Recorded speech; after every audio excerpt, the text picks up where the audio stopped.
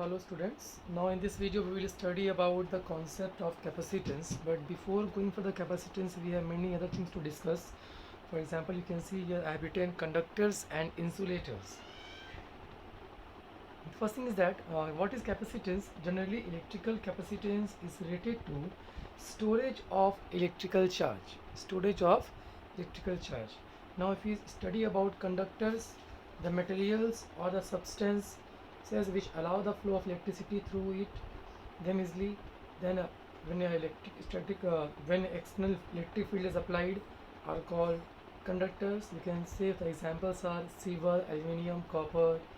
Okay, and the best conductor is what? Silver. Insulator is what? The materials or substances which do not allow the flow of electric charge through them when placed in an external electric field. So these are known as insulators, and the examples you can say glass, rubber, PVC, paraffin wax. These are the examples. After that, we will study about free and bound charges.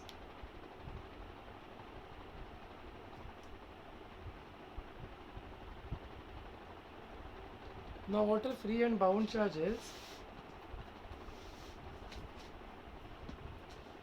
The difference between electrical behavior of conductor and insulator can be understood on the basis of free and bound charges only.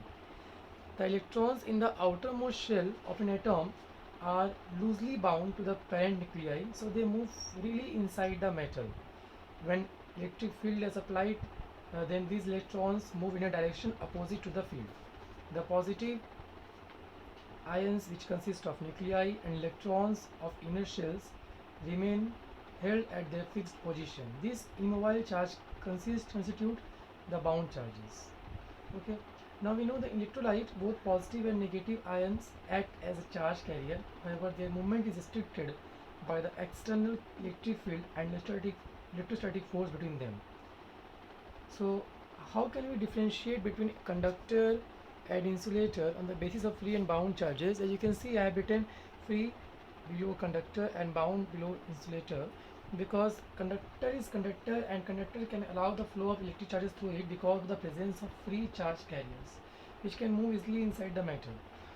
Okay, but insulator is having mostly bound charges which does not move from one place to other place, one part to the other part, which does not allow the flow of electrons also, charge also through them.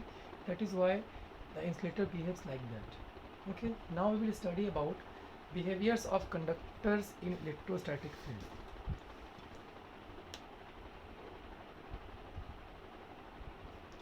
Behaviors of conductor in electrostatic field, or you can say electric field. So what are the behaviors of conductor in electrostatic field? The first behavior is that net electric field in the interior of conductor is zero, because we know that whatever charge we give, all the charges comes to the outer surface, so there will be no electric field inside of the electric field in the interior of the conductor. That we can prove also. The first point is that net electric field in the interior of the conductor is zero.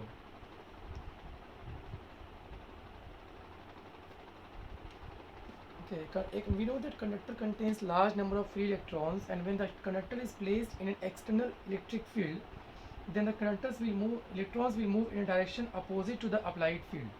Due to this force, the rearrangement of electron takes place in the conductor, so the negative charge are induced on the left face and positive charge on the right face. Let me draw a diagram here, then you will understand it better.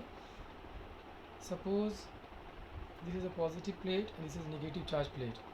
This is a positive plate and this is a negative plate, and in which one conductor is kept between that. You can see one conductor is kept here. We know that the direction of electric field is always from positive to negative. The direction of electric field is always from positive to negative. So this is the direction of applied electric field, that we can say E naught vector.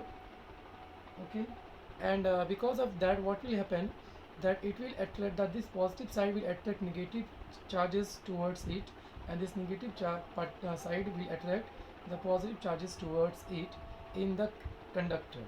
So you can see there is one more induced electric field coming inside the conductor, and the direction of which will be from this side to this side, because we know that direction of electric field always from positive to negative. Suppose this is EP vector. EP is polarized.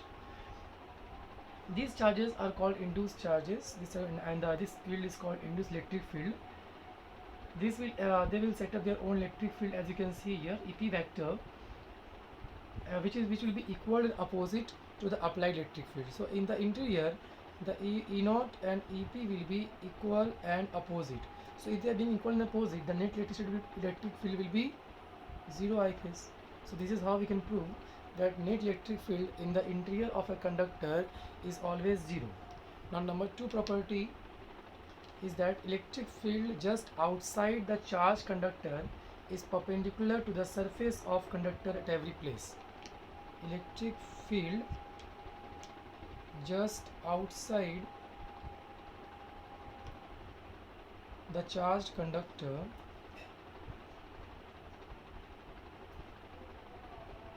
you can see here the electric field just outside the charged conductor is perpendicular to the surface of conductor at every point. So this is the second property. The electric field just outside the conductor, the charged conductor, is perpendicular to the surface of the conductor at each and every point. Or once the charge, we know that once the charge, suppose, okay, for this also I am drawing a diagram here, you can see.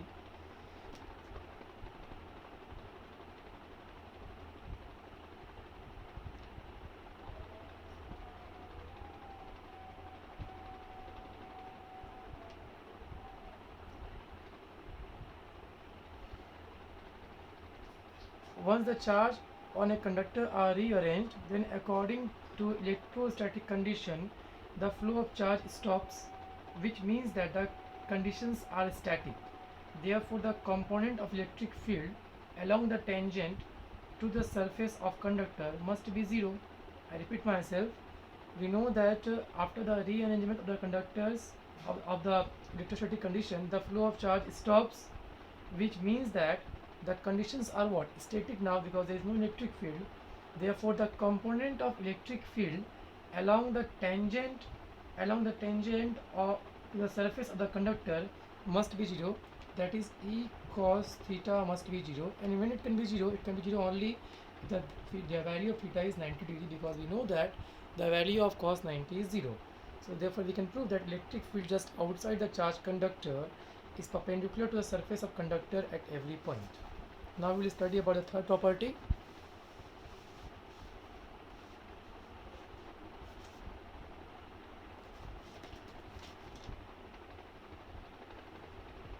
What is the third property? Net charges in the interior of a conductor is zero.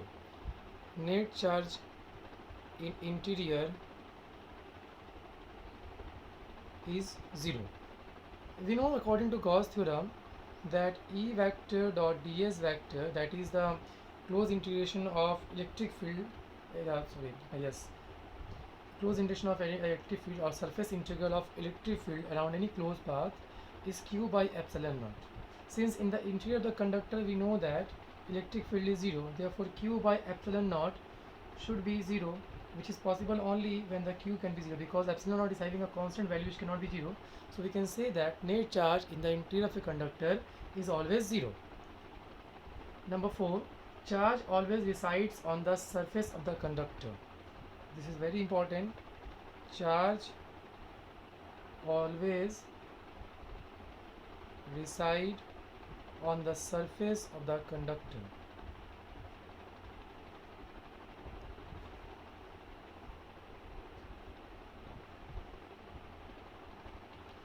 Charge always reside on surface of the conductor.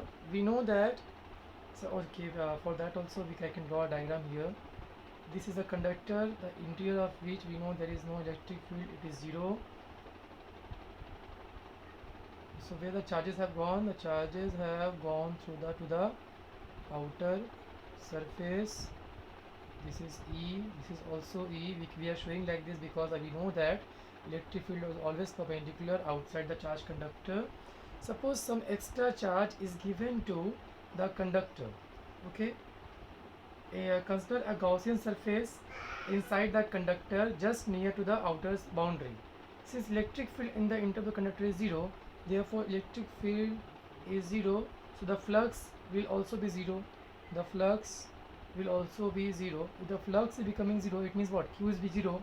Hence, as there is no charge in the interior of the conductor, so whatever extra charges we give, where it has gone, it has came to the outer surface of the charged conductor. Okay, so we can say that charges always reside on the surface of the conductor. The fifth property that we are going to study of behavior, electric field at the surface of charged conductor. What is the value of the electric field at the surface of the charged conductor? Electric field at the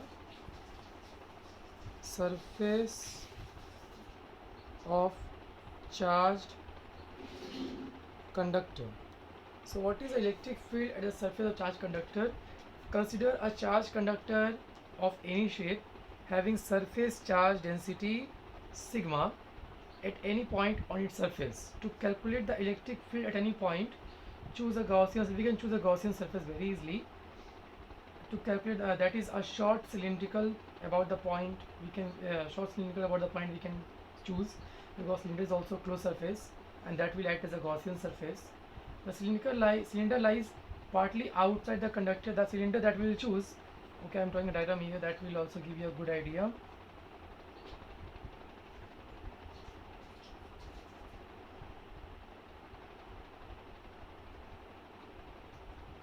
That will give you a good idea. This is a cylinder, you can see. This is the direction of electric field. This is the small area element ds, and you can see half part of it is inside, some part of it is inside the conductor, and some part outside the conductor. So consider charged conductor of any shape. You can see there is any shape. Charge conductor of any shape having surface charge density sigma at any point on its surface. To calculate the electric field at any point, we need to choose a Gaussian surface, that is a short cylinder about the point. The cylinder lies partly outside and partly inside. Let ds is the cross-sectional area of the cylinder having negligible height. Okay, since electric field is zero inside the conductor, we know it very well, and just outside the conductor it is always normal to the surface. So the contribution to the total flux through the P box or the cylindrical box comes only from its outer surface, outer cross section, because inside it is zero. So we can write the electric flux there is E ds. Charge enclosed by the P, we know that if sigma is the surface charge density, then charge will be equals to sigma into ds. Now we will put that value here. Phi E, that is total flux. We know the formula is that Q by epsilon naught, and here we can write E ds. At the place of Q we will write sigma ds. So sigma ds by epsilon naught equals to E ds. ds can be cancelled, so E is giving us a new value formula, that E equals to becoming sigma by epsilon naught. This is a formula which we can use to find electric field at the surface of a charged conductor. Since E is perpendicular to the surface, we can give a n hat here to show the direction. Okay, this n hat is a unit vector normal to the surface of a charged conductor. Okay, so according to this, now we can find the electric field due to a surface charged conductor. If any one of you have any query here, you can tell me. Two more properties we have that we are going to study now. Two more, not property, this is the behavior of a conductor in an electrostatic field.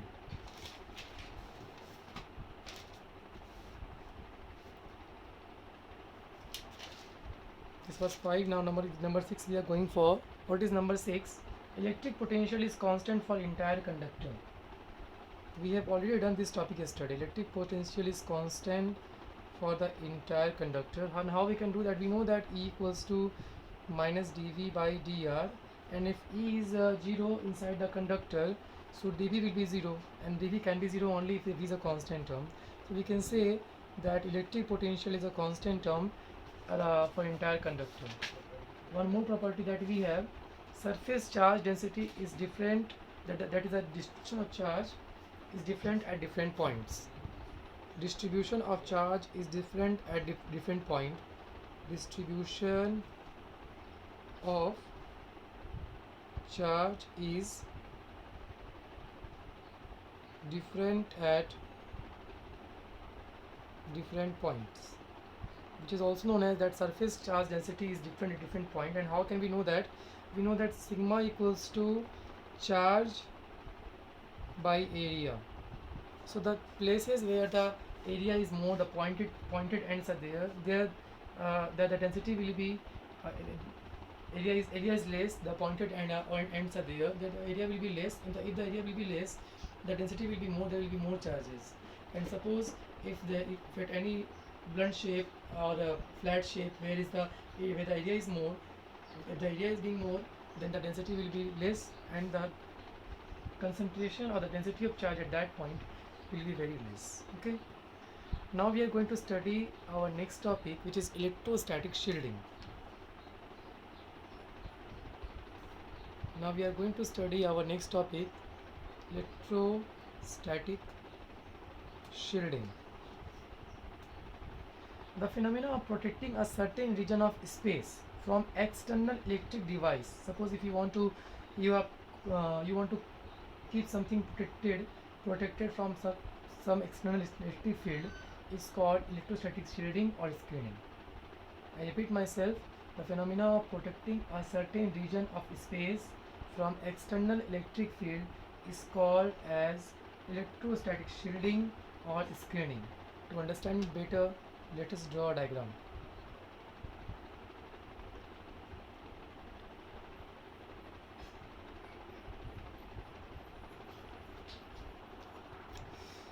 Now I have drawn the diagram. I will try to make you understand. Sometimes the sensitive instrument and appliances are affected seriously by strong external electrostatic field. We know electric field inside a conductor is zero. Therefore, to protect the sensitive instrument from external electric fields, we enclose them in a hollow conductor. Such hollow conductors are called Faraday cages, and they need to be earthed. Since inside hollow charge conductor charge is zero, so electric field also be zero. So it is because of this reason it is safer to sit inside a car or bus rather than to stand under tree during the thunderstorm accompanied by lightning, because we know that when we will be inside the bus or car, that the surface of the car, which is the conductor, and we are sitting inside, we know that in the inside of a conductor there is no charge, there is no electric field, so we will be safe. Electrostatic shielding is also called a screening, whereby the charges injected into the metal from outside are perfectly neutralized. You can study about the application also. So what property of electric field, electrostatic field, electric field we are using here? We know that inside the charge conductor there is no charge, there can be no charge, so there can be no electric field also. So if you want any of our important or valuable electrical device to keep safe, so that it does not get any effect of external electric field, so we can keep it inside this part, which is becoming the safest portion of that, because there will be no charge, so there will be no electric field, and the device appliances will be safe, or we can say it will be protected. Okay, now the next topic that we are going to study is, we are going to start electrical capacitance. And we have discussed that capacity. What is capacitance? Generally, electrical capacitance is related to the storage of electrical charge. Okay, electrical capacitance of a conductor is a measure of the ability of the conductor to store or to hold the electric charge. That is how much electric charge a conductor can hold or can store. Suppose when some charges is given to a conductor, its potential raises. More the charge, more will the potential. So we can write here that charges potential is directly proportional to the charge given to it of a conductor. And because if we give more charges, the potential of the conductor will increase. So we can write here the potential is directly proportional to the charge of the conductor, and if we remove the sign of proportion, we give a constant term here, and the constant term is C. Then C will be, this constant term C is known as capacitance or capacity of the conductor. You can see the formula here. The formula is coming Q by V. So electrical capacitance of a conductor is a ratio of charge to the charge on the conductor to the potential due to this charge. I repeat myself. Electrical capacitance can also be defined as the ratio of charge on the conductor to the potential due to this charge. And if the value of V is coming 1, then we can write that the C is coming equals to Q, or Q is coming equal to C. Thus electrical capacitance is also defined as the charge required to raise the potential by through unity. Capacitance is definitely a scalar quantity. Must keep it in mind that capacitance is definitely a scalar quantity. I repeat myself. We can see here, if we are keeping the value of V as unity, then the value of capacitance and charge is coming equal. So we can define electrical capacitance in one more way, that electrical capacitance is defined as the amount of charge required to raise the potential by unity. Okay, and what the things on which electrical capacitance can depend? It can depend on shape and size of the conductor. It can depend on the nature of the surrounding media. It can depend on the presence of other conductor in its neighborhood. Okay, so now we are going to find first unit of capacitance, then we will do the rest things. Unit of capacitance. We know that the formula is C equals to Q by V. So we put the value, it will be Coulomb by volt, which is known as Coulomb per volt, and it is having a name which is Farad. So Farad is the unit of capacitance. Okay, and if you want to define 1 Farad capacitance, what we can do? We can write at the place of charge 1 Coulomb, at the place of potential 1 volt. So 1 by 1 is 1, and Coulomb by volt can be written as Farad. The capacitance of a conductor is said to be 1 Farad if a charge of 1 Coulomb is given to it, and so as to increase the potential through 1 volt. 1 Farad is very large unit of capacitance. For practical purpose, we use following submultiples. We use 1 millifarad, the value of which is 10 to the power minus 3 farad. Then we use micro, 10 to the power minus 6. Then we use pico, which is the value of which is 10 to the power minus 12 farad. So we can use these small quantities. Okay, and you can define the CGS unit of farad, which is SI unit of farad capacitance. You can define the CGS unit of capacitance also, which will be a 1 stat farad. Okay, that you can do by yourself. And then at that place, at the place of unit of charge, you will write stat Coulomb, and at the place of potential, you will write stat volt. I am writing here one thing: CGS unit of charge is stat Coulomb,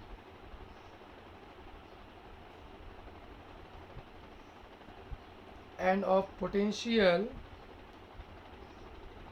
it is stat volt. Okay, in 1 coulomb is equals to 3 into 10 to the power 9 stat Coulomb, and a 1 volt is equals to 1 by 300 stat volt. That you can write for your reference. Maybe you will require it in the future time. Okay, so after that, what we are going to study now, we are going to study capacitance of an isolated spherical conductor. We need to find the capacitance of an isolated spherical capacitor.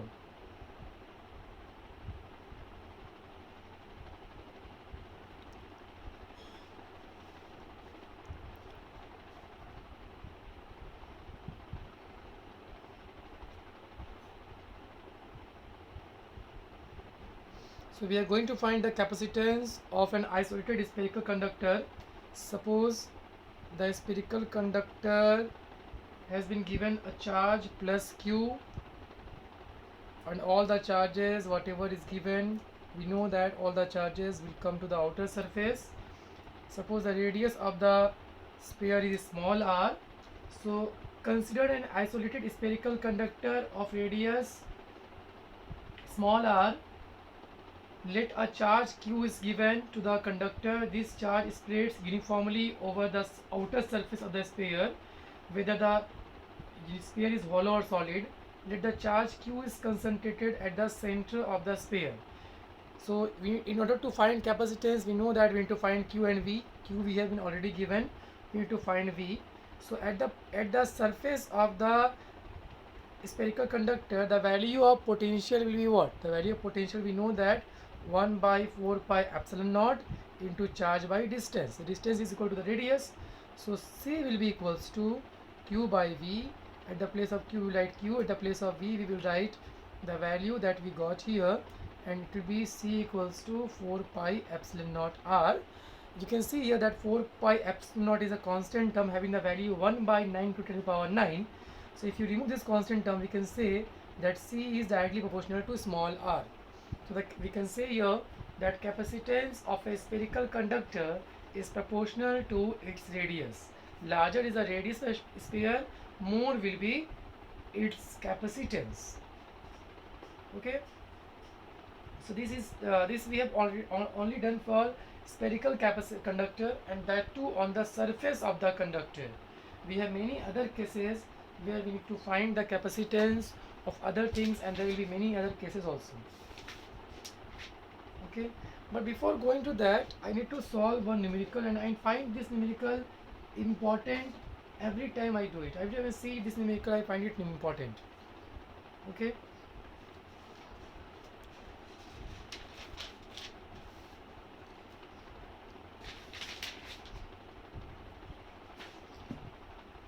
The numerical is 8 identical spherical drops. How many drops are there? There are 8 identical drops. Number of drops are 8.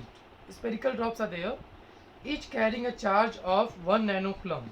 The charge given to each spherical drops is 1 nanocoulomb, which is equal to 10 to the power minus 9 coulomb. Okay. Are at a potential of 900 volt each. All these drops combine together to form a single large drop. Calculate the potential of the larger drop, assuming no wastage of any kind, and take the capacitance of a sphere of radius small r as proportional to r. So we know that we did now only. So what we need to find? We need to find the potential of the larger larger drop, which is being formed by the collision of these 8 drops, when these 8 drops collises. So we know that C is proportional to R.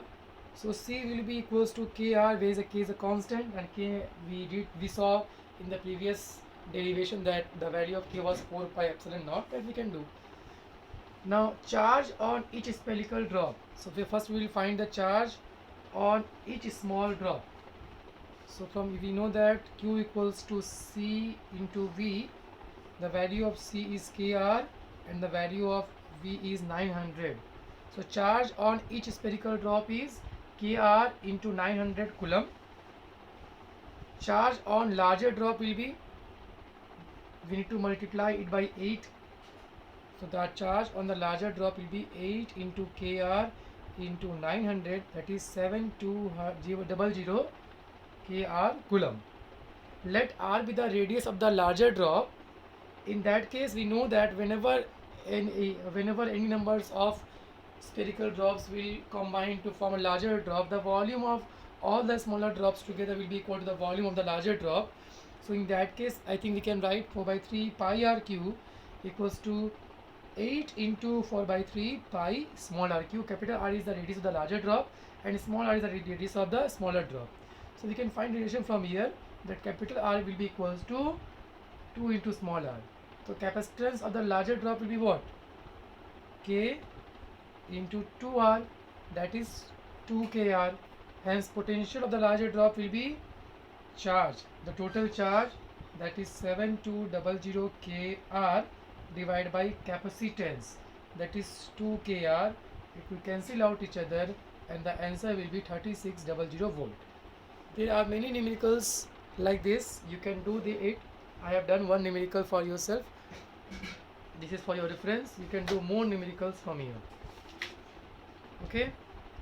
Now we need to study about capacitance and capacitor and its capacitance, its principle. You know what is the principle of the capacitor? A capacitor is an arrangement for storing large amount of electric charge and hence electrical energy in a very small space. This is the basic principle of the capacitor. So about that capacitor principle, capacitor and its capacitance, parallel plate capacitor, spherical capacitor. Spherical capacitor we can study, we can leave, but parallel plate capacitor is important. These are the topics that we are going to study in the next video, and there we will study about grouping of capacitance also. Therefore, after the grouping of capacitance, we will study about energy stored in capacitor.